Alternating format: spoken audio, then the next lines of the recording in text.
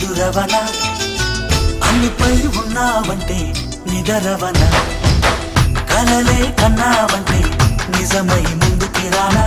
కలతై ఉన్నావంటే కథనవనా అమ్మలో ఉండే సగం అక్షరం నేనే నాన్నలో రెండో సగం లక్షణం నేనే అమ్మ తోడు నాన్న తోడు అన్ని నీకు అన్నే చూడు చెల్లిపోని బంధం నేనమ్మా చిట్టి చెల్లెమ్మా వెళ్ళిపోని చుట్టం నేనమ్మా